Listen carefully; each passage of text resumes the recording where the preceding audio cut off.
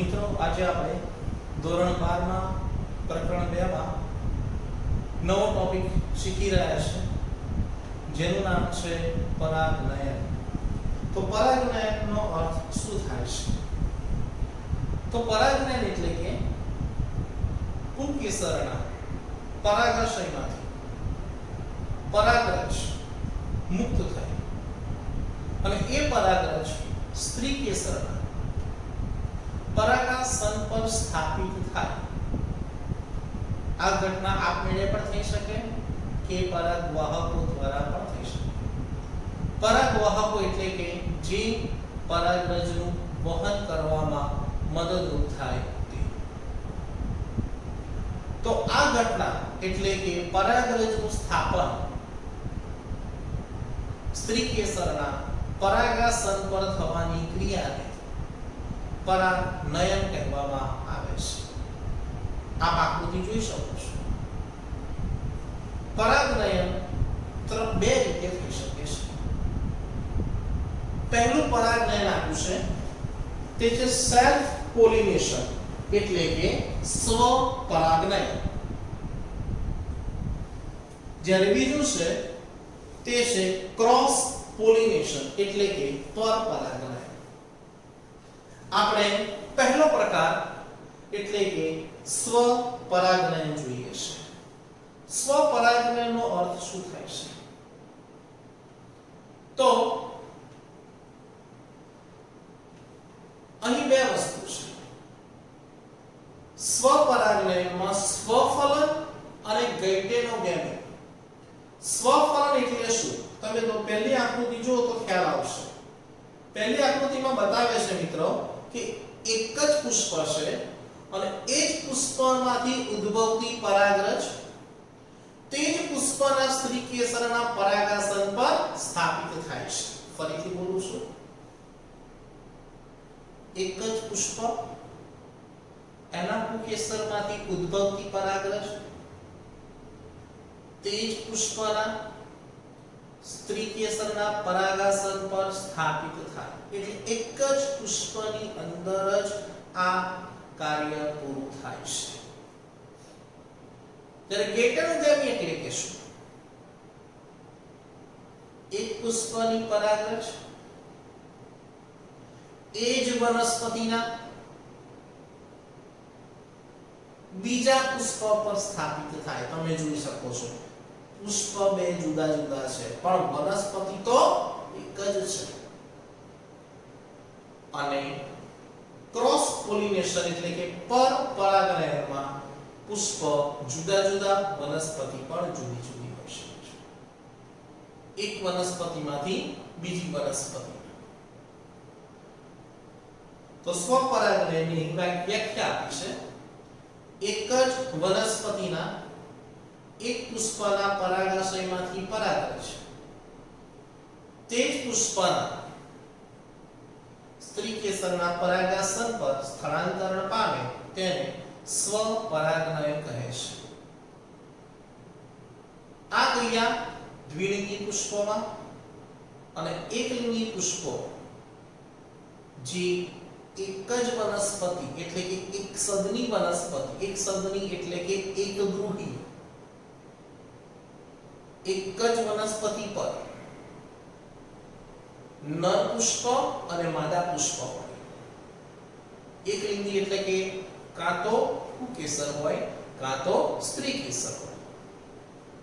એટલે એક જ વનસ્પતિ પર નર પુષ્પ અને માદા પુષ્પ આવેલા હોય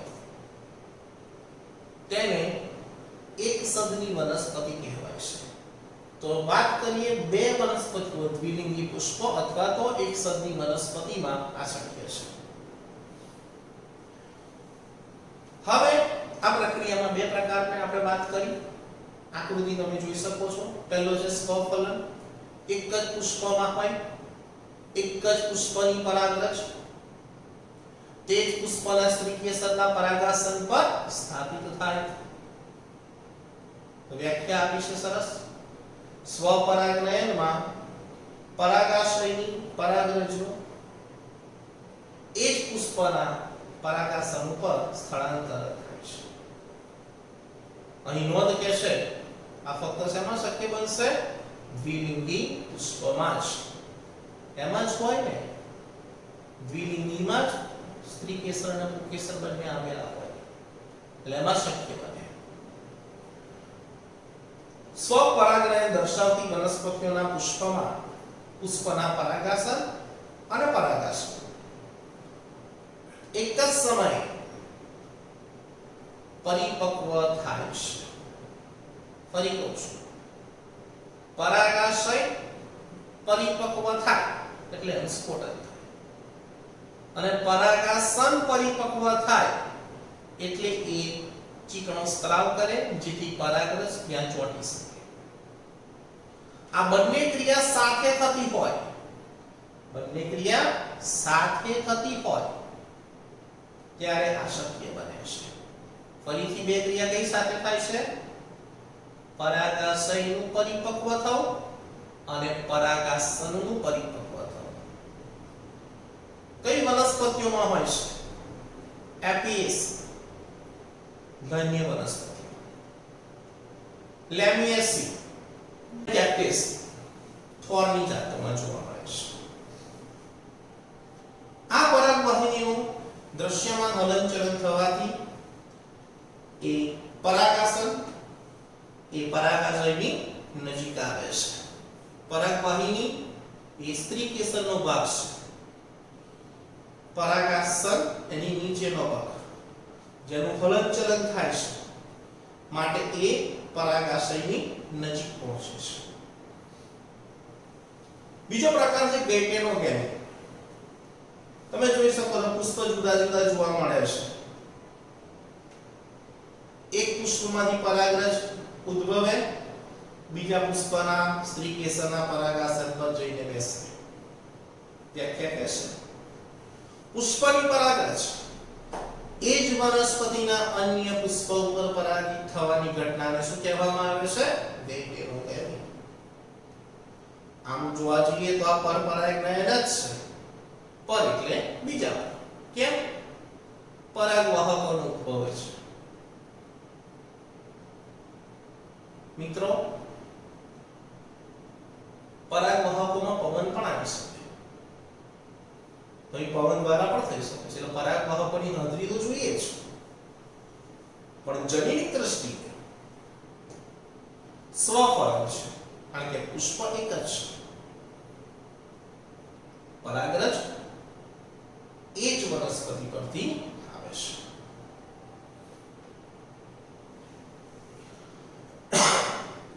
આ સ્વપરાગનયન માટેના અનુકૂલનો. વનસ્પતિને જો સ્વપરાગનયન કરવું હોય તો તે પણ કેટલાક અનુકૂલનો અપનાવે છે. કયા અનુકૂલનો છે? તો પહેલું છે સહપક્વતા. સહ એટલે કે સાથે, પક્વતા એટલે કે પરિપક્વ થવું. આપણે હમણાં જ જોઈ ગયા. કોણ સાથે સાથે પરિપક્વ થાય છે? તો કે પરાગાશય જે પુંકેસરનો ભાગ છે અને પરાગાસન જે સ્ત્રી કેસરનો ભાગ છે, બંને સાથે સાથે પરિપક્વ થાય છે. કહી કે છે આ એક એવી સ્થિતિ છે કે જેમાં પુષ્પના પરાગાશય અને પરાગાસન એક જ સમયે પરિપક્વ થાય છે. જ્યારે પરાગાશયમાંથી પરાગરજ ખરવાની શરૂઆત થાય, બહાર નીકળે, ત્યારે પેલું પરાગાસન એ સમયે પરિપક્વ બન્યું હોય. ઉદાહરણ કેથેરેન્થસ રોઝિયસ 12 વૈજ્ઞાનિક નામ છે. ઉપરોક્ત વનસ્પતિઓમાં સ્વપરાગનયન માટેની ખૂબ જ શક્યતાઓ હોય છે, જો કે તે અનિવાર્ય નથી. પહેલો તો સ્વપરાગનયન માટે બે પ્રકાર આપણે જોયા: સ્વફલન, ગેઇટેનોગેમી. આ સ્વપરાગનયન કરવા માટેની બે પ્રયુક્તિઓ, એમાંથી પહેલી આપણે જોઈ સહપક્વતા, સાથે સાથે પરિપક્વતા. હવે બીજી જોઈએ છે સમૃદ્ધ પુષ્પતા, કોમેલિના. શું છે સમૃદ્ધ પુષ્પતા? તો આપણને ખબર છે અમુક વનસ્પતિ એવી પણ હોય કે જેને પરપરાગને તન મન ધનથી કરવું હોય, કે ના મારે તો પરપરાગનયન જ કરવું છે, તો એ વનસ્પતિઓ માટે શું પછી? તો એ વનસ્પતિઓ માટે વનસ્પતિ બી એની સામે ટક્કર આપે પાછી સ્વપરાગનયન કરવા માટે કે ના તારે તો સ્વપરાગનયન જ કરવાનું. તો એ સ્વપરાગનયન કરવા માટેની પ્રયુક્તિઓ સરસ અપનાવે છે. એમાં ઉપરની બાજુ જે પુષ્પ હોય, આ પુષ્પ તમને જે દેખાય છે બરાબર, એ પુષ્પ એ સરસ રંગબેરંગી હોય, બહુ સરસ હોય, એટલે પરાગવાહકો ત્યાં જઈને બેસે. સીધી વાત છે. એક બાજુ પિઝા બર્ગર હોય અને બીજી બાજુ ખીચડી કઢી હોય, તો તમે કે બાજુ જાઓ? ઓબ્વિયસલી પિઝા બર્ગર બાજુ જશો. એવું રીતે અહીંયા પણ છે. પરાગવાહકોના રંગબેરંગી પુષ્પ બહુ ગમે એટલે વનસ્પતિ ઉપર ખીલે, અને જે એકદમ જોવાના ના ગમે સફેદ રંગના હોય, ટૂંકમાં પરાગવાહકોને જોવાના ના ગમે એવા એ પુષ્પ નીચેની બાજુ ખીલે છે. જોવા દેખાય છે? એ પુષ્પ ખીલે જ નહીં પાછા, એ પુષ્પ જોરદાર કળી અવસ્થામાં જ હોય. કળી તો ખબર છે, પુષ્પ સર્જે એના પહેલા કળી હોય, એ કળી અવસ્થામાં જ રહે, અને કળી અવસ્થામાં જ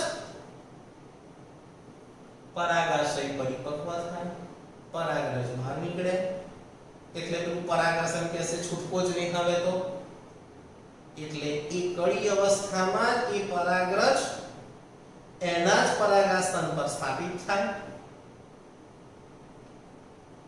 પરાગનયન થઈ ગયું, ફલન થઈ ગયું, અને પછી એ પુષ્પ ખીલવાની શરૂઆત થાય. ત્યાં સુધી તો ખીલે ત્યાં સુધી તો બધું પૂરું થઈ ગયું હોય. આવા પુષ્પ જે કળી અવસ્થામાં જ ફલન દર્શાવી દેશે તેને સમૃદ્ધ પુષ્પ તરીકે ઓળખવામાં આવે છે.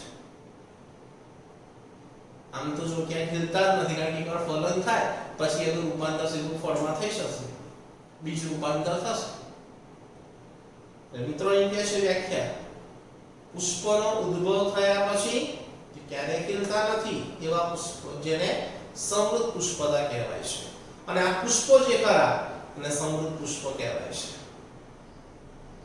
આ પુષ્પમાં સ્વપરાગનયન ક્યારે થાય છે? જ્યારે પુષ્પ કલિકાબદ્ધ હોય, કળી અવસ્થામાં હોય. આમ તે પરપરાગનયનથી બચવા માટેનો નોંધપાત્ર માર્ગ છે. ઉદાહરણ તરીકે છે વાયોલા, ઓક્ઝાલિસ, કોમેલિના. ઘણી વનસ્પતિઓ સમૃદ્ધ પુષ્પ ઉપરાંત હવાઈ પુષ્પો ધરાવે છે. આ પુષ્પો સામાન્ય રીતે પરાગરેશનના સ્ફોટન સમયે ખુલ્લા થાય છે. જેમ કે કોમેલિના, ની આકૃતિ આપી છે, કોમેલિનાની આકૃતિ છે. ભૂમિગત ગાંઠામૂળી અથવા મૂળ ઉત્પન્ન થતા સમૃદ્ધ પુષ્પો નાના અને ધ્યાન આકર્ષક હોય છે, જ્યારે હવાઈ પુષ્પ હવાઈ શાખાઓ પર ઉત્પન્ન થાય છે, જેઓ સામાન્ય રીતે તેજસ્વી રંગના અને આકર્ષક દેખાય છે. એટલે પેલા પરાગવાહકો એ પુષ્પ ઉપર જઈને બેસશે, ઉપરના હવાઈ પુષ્પ પર, નીચેના રંગ છંછેડશે નહીં. કદાચ છંછેડે તો એ ખુલી જાય અને પરપરાગનયન થઈ શકે, પણ એ પુષ્પ તો નીચે હોય છે. બરાબર? એટલે આ વાત છે સમૃદ્ધ પુષ્પતા. એટલે અહીં સ્વપરાગનયનની વાત કરીએ. ફરી એકવાર સ્વપરાગનયન એક જ પુષ્પના પુંકેસરનું પરાગાશય, એની પરાગરજ એ જ પુષ્પના સ્ત્રી કેસરના પરાગાસન પર સ્થાપિત થાય, અથવા એ જ વનસ્પતિના બીજા પુષ્પના સ્ત્રી કેસરના પરાગાસન પર સ્થાપિત થાય. તેને સ્વપરાગનયન કહેવાય છે. બે પ્રયુક્તિઓ, જે એક જ પુષ્પ હોય સ્વફલન, એ જ વનસ્પતિના જ બે પુષ્પ હોય ગૈટેરોગેમી.